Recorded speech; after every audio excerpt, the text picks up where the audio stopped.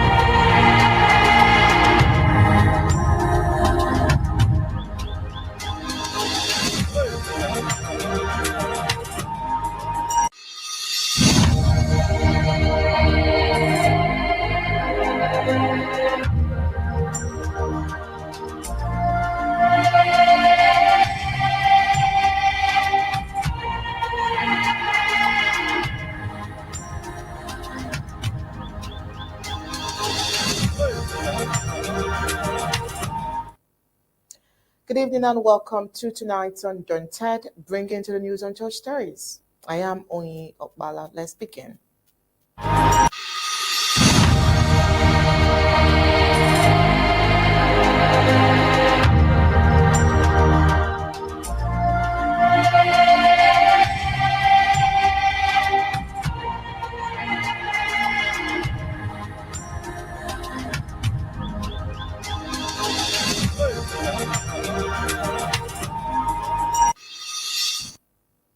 Well, it is heartbreaking to think that thousands of workers at the Cameroon's Development Corporation are struggling to make ends meet, especially during the holiday season.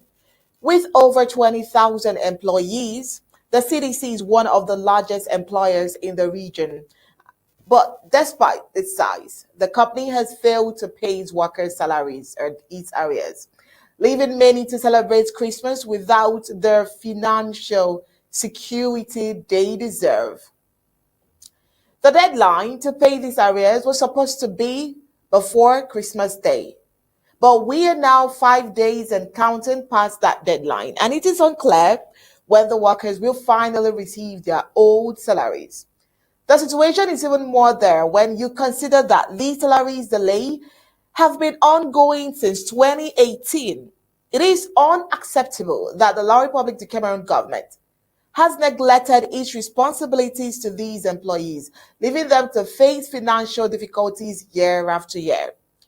The Colonial General Manager, Franklin Ngone may point to procedural delays, but the truth is that the government's inaction has caused irreparable harm to the livelihood of these workers.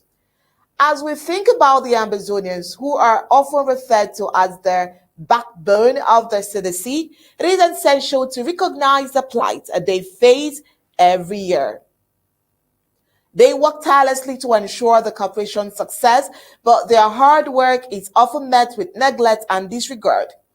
The delayed salary payments are just one example of the challenges they face, and it is imperative that we acknowledge the human impact of these delays.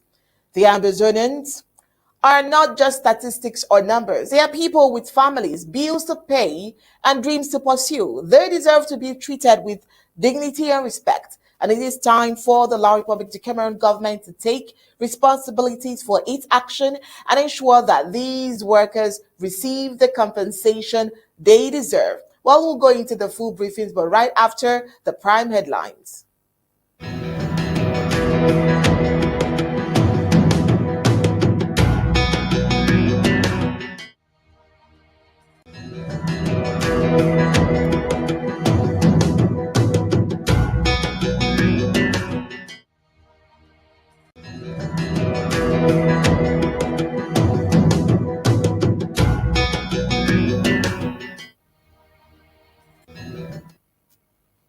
Here are the prime headlines for tonight. La Republic of Cameroon CDC makes a fool of itself and its workers. No salaries paid after their neglect.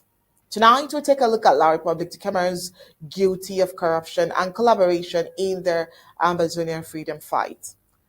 A very sad and observed reality as the war in Ambazonia heightens. A look at the number of cases of missing children and adults on the regular basis. Meanwhile, from the University of Buea, missing students' body found in advanced state of decomposition. Across Africa, tragedy strikes in South Ethiopia, at least 71 dead in deadly road accident, while on the foreign scene, President-elect throws support behind the H-1B visa program for foreign tech workers. Now let's get the news info briefings.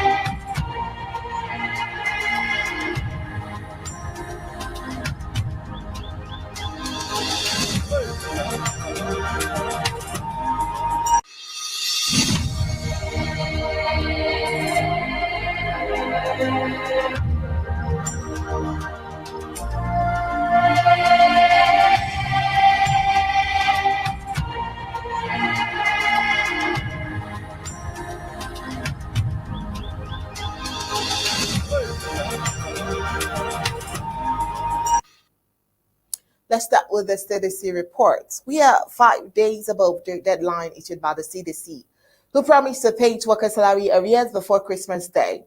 Well, its Colonial General Manager, Franklin Ngoninje, pointed to procedural delays, but the root to the problem lies firmly with La Republic de Cameroon government, which has neglected its responsibilities to these employees, and this has been done over and over again. Well, according to statistics, the Cameroon Development Corporation, CDC, employs over 20,000 people, but many workers are facing financial difficulties. Salary payments have been delayed with arrears stretching back to 2018.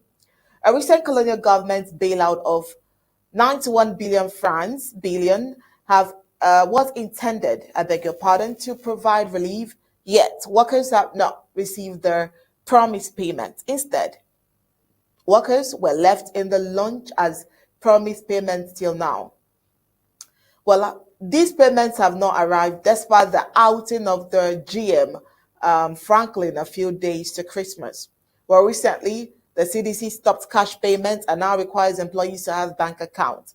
This change has left thousands without access to their wages, as only about 7,000 workers have provided their banking information. Reports has it that the CDC, which is supposed to lead the people, have previously generated over 50 billion francs CFA annually, has seen its revenue drop up to 5 billion francs due to the violence and insecurity affecting operation. Well, despite the war in the British Southern Cameroons, which has further complicated matters, the colonial government has shown little commitment to restoring stability or safeguarding livelihood to those affected. Meanwhile, critics believe that Franklin's cautions optimism about plans to diversify into cassava cultivation have stalled, not due to a lack of potential, but because of the colonial government's persistent mismanagement and the erosion of investor confidence. And so the question is, how were these workers able to survive the Christmas period and getting into the new year? All right, moving on to more reports for tonight. Since the outbreak of the war in British Southern Cameroon, officials from La Republic de Cameroon have profited from the plight of the Ambazonian people, enriching themselves of their struggle. Recently, a web journalist, Michael Bientong, exposed an unbelievable cooperation between La Republic de Cameroon and certain Ambazonian leaders in Canada. He alleges that the colonial government disbursed 1 billion francs CFA to lobby these leaders, aiming to suppress demands for Ambazonians' freedom. Well, a day ago, journalist Michael Bientong took to his social media to denounce the act collaboration between La Republic de Cameroon and some factions of Ambazonia leaders in Canada. For several years, Mikel has time and again accused the colonial government of collaborating with the ADF, a faction of the Ambazonian movement led by the now detained Ayabacho Lucas. Between October 2022 and July 2023 in Canada, there was a sort of negotiation between the colonial government and some factions of the Ambazonian movement, whom Buea had succeeded to subdue. They claimed this was in order to come to a common ground and agree for a ceasefire. But allegedly, Buea's corrupt government regime disbursed a sum of 1 billion francs CFA. Mikel affirms that this money was used to lobby the so-called Ambazonian leaders who were present at the meeting so that they wouldn't demand Ambazonians' freedom anymore. In a video, Mikel shares an audio dating back to March 9, 2023, where Capo Daniels, the then mouthpiece of ADF, over a phone call clearly demanded a sort of motivation from a so-called colonial commander, whose name we could not get as, or we could only get as Bilinga. Although we are still in the dark about who exactly or what position these Bilinga occupies, it is certain that the individual is an element of the Buea's regime. And the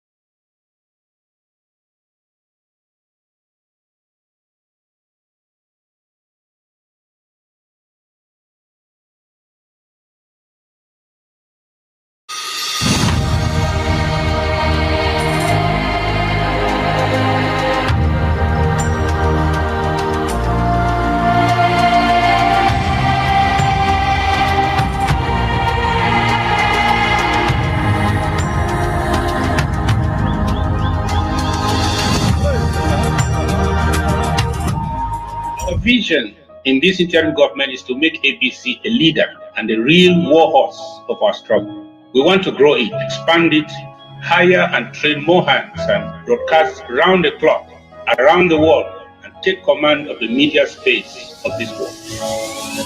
You can enjoy all round the clock, 24/7.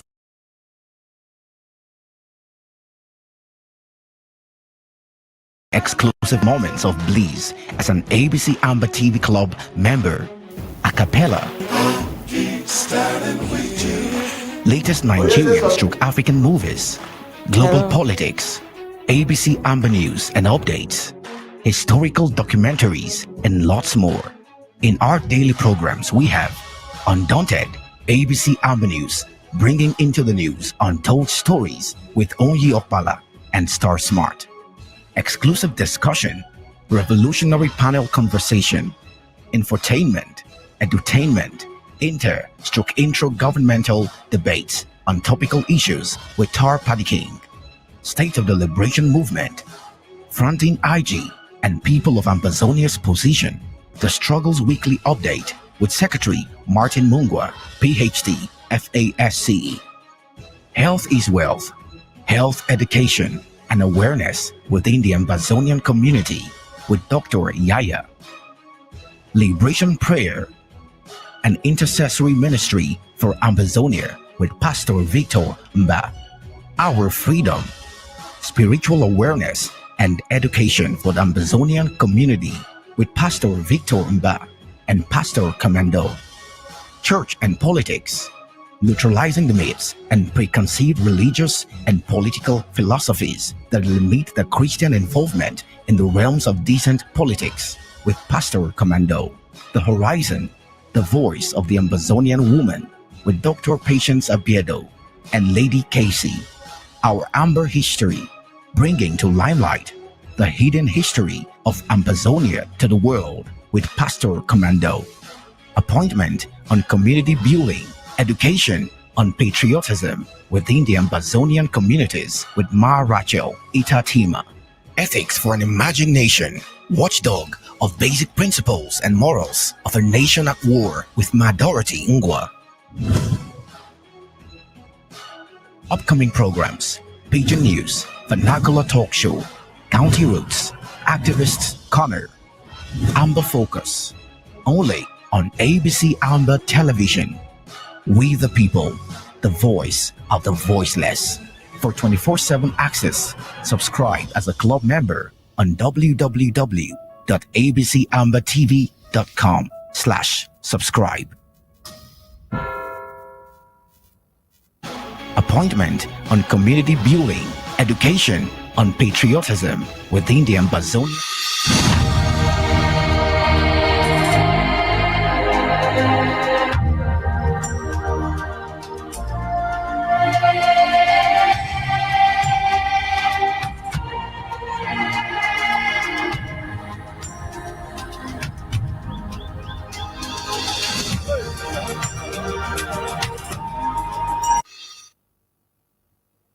So sorry for that breaking transmission. We'll take that report again. And of course, we'll go into talking about the corruption and collaboration of La République de Cameroon when it comes to the freedom of Ambazonians.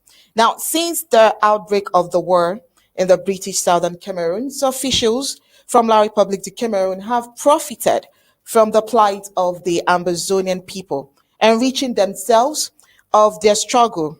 Recently, a web journalist, Michael Bientong, exposed an unbelievable collaboration between La République de Cameroon and certain Ambazonian leaders in Canada. He alleged that the colonial government disbursed 1 billion francs to lobby these leaders, aiming to suppress demand for Ambazonian freedom. Now, a day ago, journalist Michael Bientong took to his social media to denounce an act of collaboration between La République de Cameroon and some factions of Ambazonian leaders in Canada. For several years, Michael has time and again accused the colonial government of collaborating with the ADF, a faction of the Ambazonian movement led by the now detained Ayabacho Lucas. If you do that calculation with us, between October 2022 and January 2023 in Canada, there was some sort of negotiation between the colonial government and some factions of the Ambazonian movement when Buea had succeeded to subdue the people. Well, they claimed this was in order to come to a common ground and agree for a ceasefire. Allegedly, Buea's corrupt colonial regime disbursed a sum of 1 billion francs CFA. Michael affirms that this money was used to lobby the so-called Ambazonian leaders who were present at the meeting so that they wouldn't demand Ambazonians' freedom anymore. Now, in the audio, we hear the agent of La République de Cameroon promise him the sum of 1 billion francs CFA and how it will be made available given he gets another Ambazonian liberation leader to dialogue with them. To Michael Bientong, this was a well-mechanized plan by the colonial regime, who later on publicly withdrew itself from the said dialogue to maintain its stance on non-negotiation, and with the liberation leaders, it has continued to tempt terrorists. He claims that the colonial government's outing on the issue was just a facet to mask La République de Cameroon's real actions. The gullible leaders were to sign a document in favor of the abduction of the final recommendation, which would state that they would cease fire and desist from any form of protest in relation to the freedom fight for Ambazonia. There were also an attack on President Sakwe Kamen's government and set confusion within his true supporters. Well, according to the telephone conversation, 500 million francs CFA was to be handed to Capo Daniels to do the convincing of the other leaders of his kind. The said Bellinger also goes to tell Capo Daniels that they would further discuss on his own percentage of the France, that's 1 billion francs CFA national cake. La République de Cameroon's mark is gradually falling off. Well, we are yet to get a reaction from the colonial government. But Michael Bientong would always talk with receipts to show for it. But that aside, moving to the University of Buea, we have reported countless times about missing student bodies. But this time, the missing student body has been found in an advanced state of decomposition. The colonial government's inability to protect the local population is becoming more and more obvious. On the 27th of December 2024, the body of Ngala Roland, a final year botany student at the University of Buea, was discovered after the disease had gone missing for weeks. Ngala Roland's body was discovered in bushes near Stampede's Buea by local residents. The president of the Faculty of Science Students Association, Michaeli Williams Ewule, expressed the sadness they all feel. In his words, says, "We did everything we could to bring him back," he said. Ngala was full of life and brought joy to our faculty. We will continue to do a lot as we miss him. The University of Buea has not yet made an official statement about the incident. On this part, the Buea Colonial Central Police claim to be investigating to find out the cause of Ngala's mother. This is just one. We keep on recording numerous deaths. How many have they done investigations about? Well, reports hold state that last year, another student, Ngule Linus, died under suspicious circumstances while in colonial police custody. There has been increased violence and danger in the British Southern Cameroons for 8 years now, and the murder of students seems to be the recent trend lately and the order of the day. In the month of December alone, at least 4 students have been killed, with the perpetrators still roaming the streets freely. Nowhere is safe, nowhere to hide, no one is safe, and people are just trying their best. Well, an observed reality is on the line. Not just people being killed, people are also being kidnapped and missing. As the war in Ambazonia heightens, the number of cases of missing children and adults keeps increasing. The number of those declared missing is on the rise in the Federal Republic of Ambazonia. And as we know, it's a country that has been on a war with the colonial country of dictator Paul Biya for 7 years and counting, 8 years and counting. A war was declared by the dictator of La Republic de Cameroon, Paul Biya, against the people of Federal Republic of Ambazonia.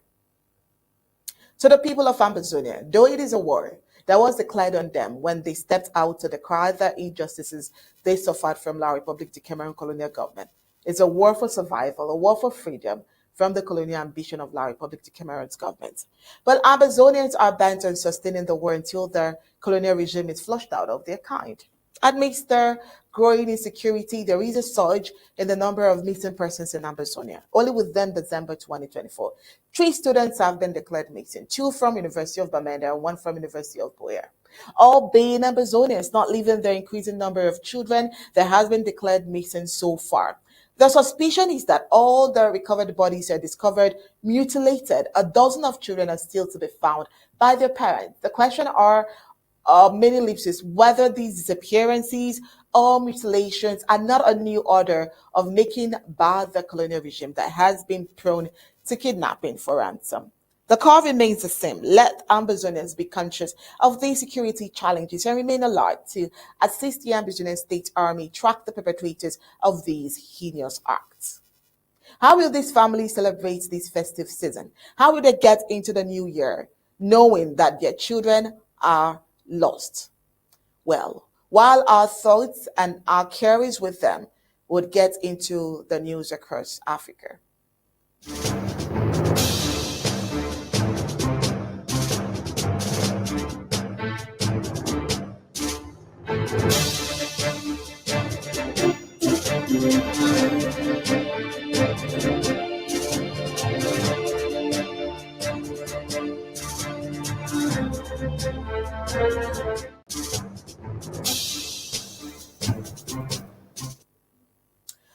While in Addis Ababa, Ethiopia, a devastating road accident has claimed the lives of at least 720 people in southern Ethiopia, according to local authorities.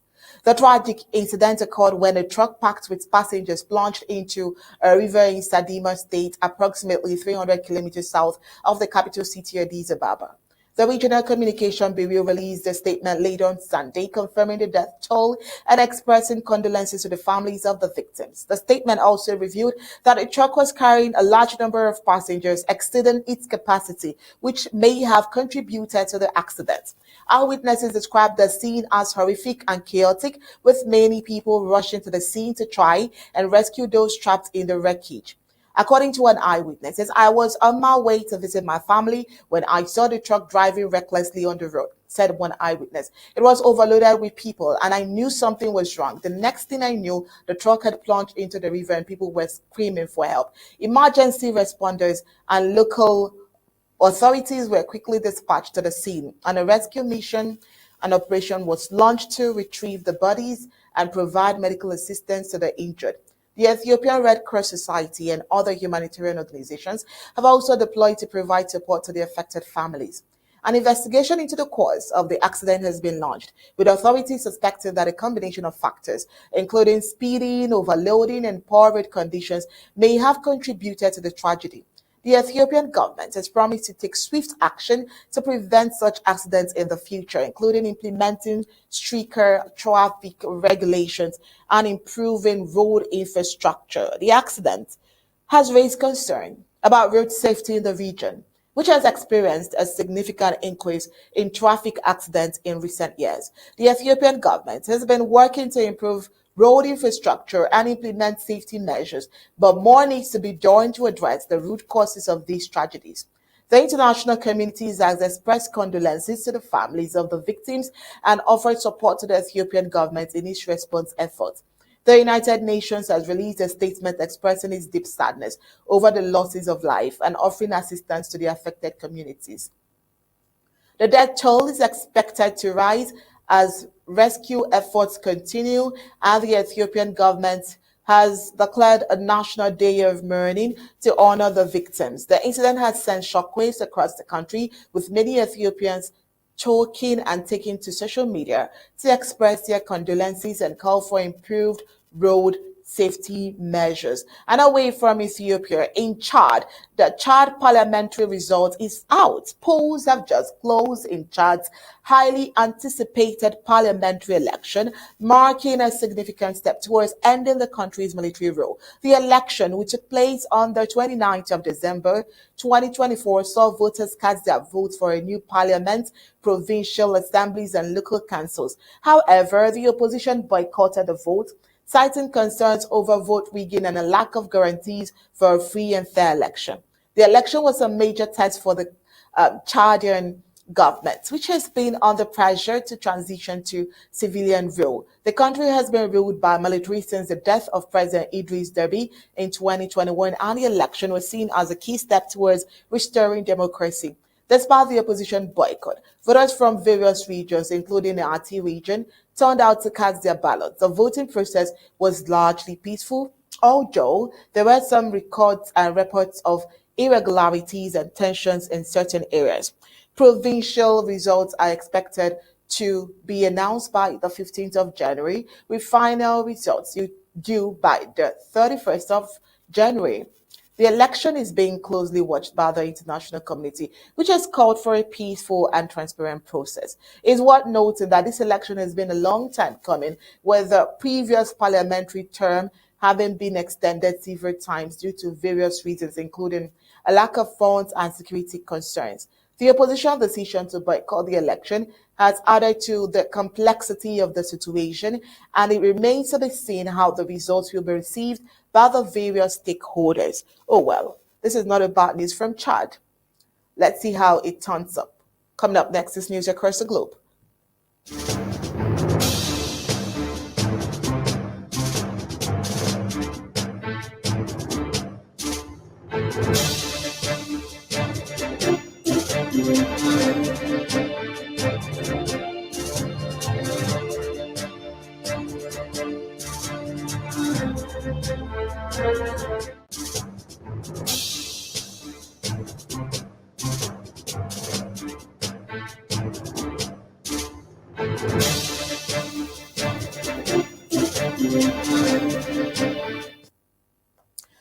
So President-elect Donald Trump just threw his weight behind the H-1B visa program, which was used by foreign tech workers, including many Indians. This is a pretty big deal since some of his supporters have been opposed to the program. Trump's comments came after Elon Musk, the CEO of Tesla and SpaceX, went on social media rant saying he would go to war to defend the program. It's interesting to see Trump siding with Musk on this issue, especially since he's been known for his tough stance on immigration in the past. Well, apparently, Trump believes that the H-1B program is essential for bringing in skilled workers who can help drive innovation and growth in the U.S. tech industry. He's even suggested that there might introduce a point-based system for immigration, similar to what's used in countries like Canada and Australia. This could potentially make it easier for skilled Indian workers to get visas and work in the US. Of course, not everyone is happy about Trump's stance on the H-1B program. Some of his supporters have been critical of the program, saying that it takes jobs away from American workers. But Trump seems to be, taking taking a more pragmatic approach, recognizing that the US tech industry needs talented workers from around the world to stay competitive. It also worth noting that Trump's views on immigration are likely to have a big impact on the Indian American community. Many Indians use the H-1B program to work in the US, and any challenges and changes to the program could affect their ability to live and work in the country. Some experts are even suggesting that Trump's pro-business stance could lead to more opportunities for Indian investors and entrepreneurs in the US. Overall, it is clear that Trump's stance on the H-1B program is going to be a major issue in the coming months and years, with his inauguration just around the corner. It will be interesting to see how he follows through on his promises and what impact it has on the US tech industry and the Indian American community. On the other hand, a BRIC nation is set to establish a UAE logistic hub in major boost. Well, in a landmark move, the BRICS nation, which we all know, Brazil, Russia, India, China, and South Africa, have announced plans to establish a logistic hub in the United Arab Emirates, a development that is set to revolutionize colonial and global trade. The UAE Logistics Hub, which is expected to be operational within the next 2 years, will serve as a critical link between the East and the West, leveraging the country's unique geographical location and world-class infrastructure to streamline trade flows. Well, according to sources, the hub will provide a range of services, including warehousing, transportation, and custom clearance, making it an attractive destination for business looking to expand their global reach. This is a game changer for global trade for the BRICS nation, said a spokesperson. While the UAE Logistic Hub will enhance trade cooperation amongst the nation, provide economic growth and development, and increase the speed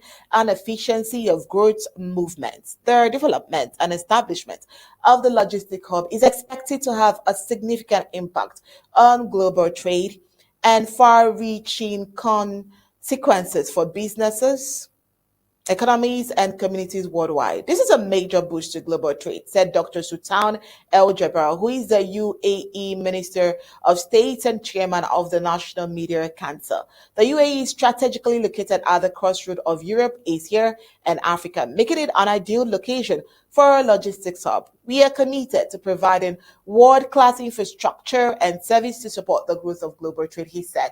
While the UAE Logistic Hub is expected to create new business opportunities for companies looking to expand their global footprint, well, it is likely to, attract significant investment for the private sector as well. Well, according to Kildril Dimitriv, he says, we are excited about the opportunities that this logistic hub will bring.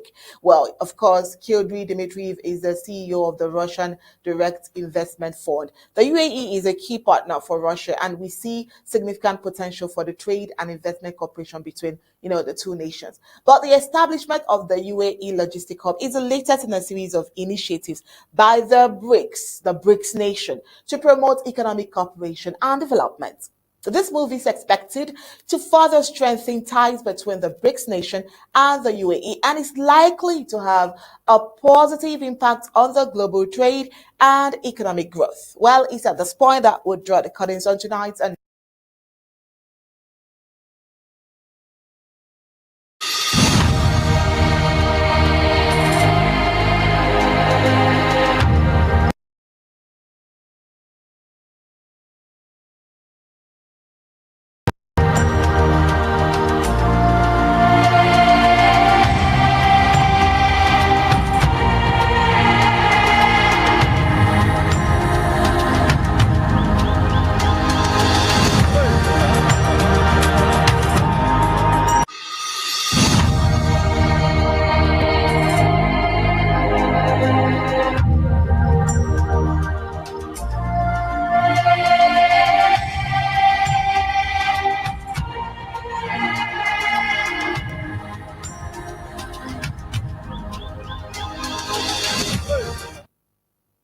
oh well, let's look at the stories that made it to the headlines of today. La Republic du Cameroon CDC is making a fool of his workers. Up until now, no salaries paid. Tonight on Undaunted, we told you that La Republic du Cameroon is guilty of corruption and collaboration with some factions of Ambazonians. Also, we observed a reality because the war in Ambazonia is getting hotter, and so the number of cases of missing children and adults keep increasing. Tonight, we told you that the University of Buea has recorded the missing student's body found in an advanced state of decomposition. While we talked to you about the 71 dead in Ethiopia from the African scene, the H-1B visa program being supported by President Trump was on the foreign scene. And that's it for tonight's Undaunted. Bringing into the news untold stories. On behalf of the technical crew behind tonight's production is compliments of the season from every one of us. Wishing you a prosperous new year in advance.